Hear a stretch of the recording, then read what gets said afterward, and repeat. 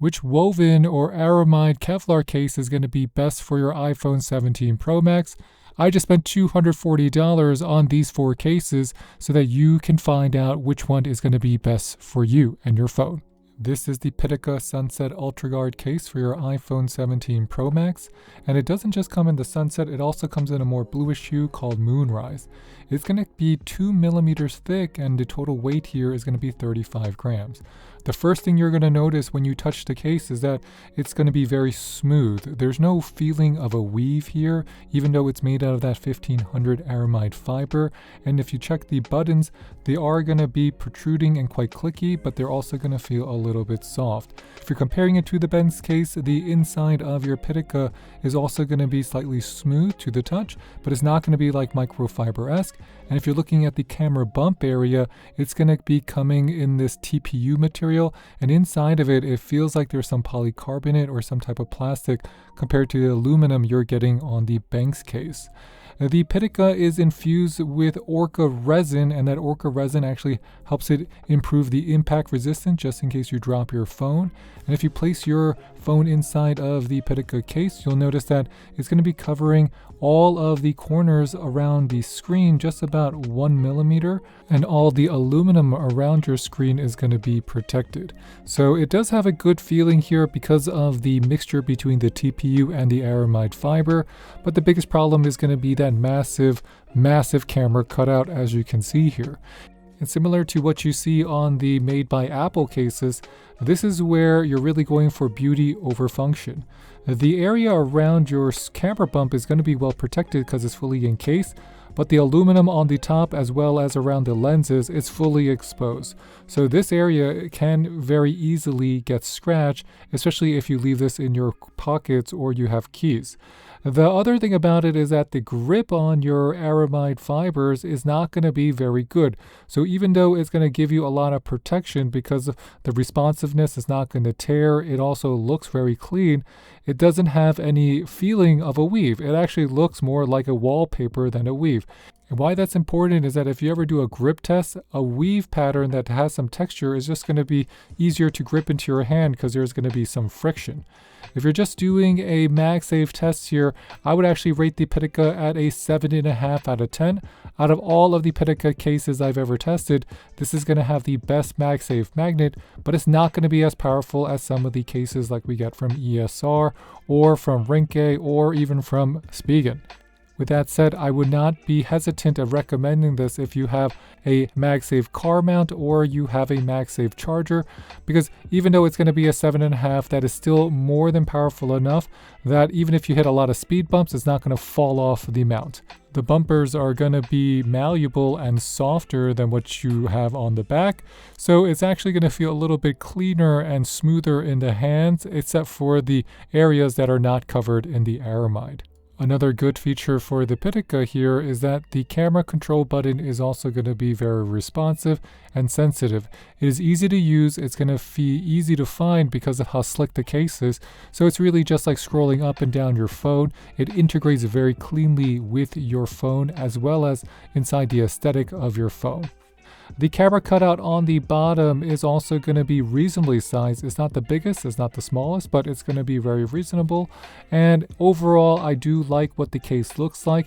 It's just that when you take a closer look at it, it's not going to meet, in my opinion, the amount of protection you're looking for. But if beauty is the name of the game, and you're going to put some type of camera lens protector on it that's going to fully encompass all of the aluminum on the back, I would say the Pitaka might be one of the best looking Aramid fiber cases out there, even though it's very slippery to the point where it's going to be easy for it to slip out of your hand.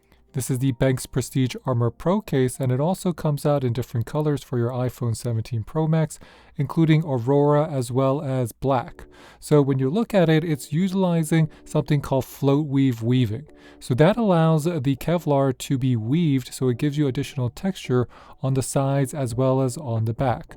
The camera bump is protected by this aluminum ring, and it does match the color of your aluminum iPhone 17 Pro Max. There is a very small gap between the camera bump and the ring itself. I would say it's 0.2 millimeters, so very small, but that's still going to be enough space that dust might get trapped inside. From an aesthetic standpoint, I really like how they blended the TPU with the Aramid fibers. So much like what we see on the Pitaka, they really mastered this production process, so there's no difference in terms of the height between both materials, and you're not going to feel any gaps in between them either. And when you look inside your case, you'll also notice that it's going to look a little bit softer, but it's still going to be relatively thin. Your case is also coming with an eczema UV coating, so that's going to make it more scratch resistant, and that coating resists fingerprints and stains better for enhancing the durability, as well as making your phone have a more refined, smoother look to it. The Benks does come with a very powerful MagSafe magnet. We're going to give this a 7.8 out of 10. It's going to have a very firm grip on your car chargers, as well as your car mounts, as well as any home mounts you might have. So I would not hesitate on utilizing this for the MagSafe. Now that you know most of the good things about the case, let's talk about one of the biggest weaknesses in my opinion. When you look at the screen protection, you're getting a millimeter all around. However, if you look at the screen itself, you do have some parts of the screen, the aluminum, exposed. And I think that's because of the Aramid weaving. So if you're trying to see, okay, how to fix that, if your case is warmer, so that means the TPU is warm and the Aramid fibers are warm, it's just going to make a better, tighter seal on your phone overall than when it's cold. So that's something I noticed, and of course you have to mention that you have that huge exposed camera bump area, and I don't know the best way around that, but you do have enough space that if you wanted to put on a end-to-end camera bump protector, you can, because remember, a lot of these cases, those type of end-to-end camera protectors won't even fit. And if we're just talking about the camera control here, the camera control is also going to be a small weakness for the Benks case. It's not as sensitive. So when you're swiping up and down, you do have to put a good amount of pressure in order for it to react to your finger. If you're not applying enough pressure because of how it is with the fibers, and sometimes it's a little bit looser on the ends as well as the borders, you're going to want to make sure to apply enough pressure so you're making good contact with the camera control. So overall, the Benks case is going to be very good looking. The ArmorPro does give it additional protection. I like the metal buttons. I like how the aluminum ring looks. It does look very expensive, as well as the textured sides and the textured back make it easy to find, as well as give you a little bit of haptic feedback when you run your fingers across the backs or the side. The biggest drawback really is going to be the camera control, as well as you want to make sure that when you get the phone, you're going to want to heat it up a little bit, especially where the TPU borders are, so that it ensures a tighter fit, so that you're not going to have any of the aluminum exposed and your camera control button is going to work better. This is the Apple Techwoven Case with MagSafe for your iPhone 17 Pro Max. It comes in lots of different colors. I have purple, but you can get it in blue, sienna, green, or black. The first thing you're going to notice is that when you put in your phone is that a lot of aluminum is going to be exposed on the screen, as well as you're going to have quite a large camera cutout here that's going to have that fully exposed camera bump. The material on your Techwoven case is going to be made out of a jacquard loom, and that texture there is going to be a tighter weave than before. That allows it to just have better grip, as well as just to have better texture, so it's going to stay in your hands. The secret of the camera bump is that they're going to be using these TPU rings on top. That doesn't give it that much protection. It gives it 1 millimeter, which seems to be the industry standard right now for the camera bump protection. And if you look inside your case, it's also going to be made out of the TPU sides, but those TPU sides are going to have texture to them so that they're going to feel more grippy, as well as look very natural with the overall aesthetic of your case. Taking a closer look at the weaving compared to the fine woven, the fine woven is actually going to snag, or your fingers are going to snag on it. It's just more prone to getting dirty. The Techwoven is going to be more durable, also more waterproof, but make sure not to spill oil on it because it can get absorbed inside that 100% recycled polyester. when you take a closer look with your iPhone 17 Pro Max inside the case, it does give it a nice feeling. Everything looks kind of premium to you. Being totally honest, people like the Techwoven case because of how well it accessorizes with your phone without being flimsy, and the weaving pattern is going to feel cleaner and more modern than before. But the automatic drawbacks, I'm going to remind everybody, is just how much aluminum is exposed when you place in your phone inside the case where the screen is. And the Techwoven case will allow you to attach a strap to it because there's going to be 2 anchor points, but the USB-C charging hole is very small. It's going to be the smallest of the bunch, so if you have a large charging cable, it's not going to necessarily fit. The camera control button on your Techwoven case is going to be very good. And I think that's something universal on all of the Apple cases. The camera control button that Apple created for their own iPhone should be very good, and in this case it is very good. It's very sensitive. There's not going to be a big gap there, so it's also going to blend really well into your case design, and it's going to be smooth to the touch. If you have to rate the MagSafe strength from 0 to 10, we would give this a 7 out of 10. The MagSafe is not weak, but it's definitely not going to be as powerful as what we see from the other cases in our test here, and I think that's because of the Techwoven material overall. So ultimately, what is our assessment on the camera control?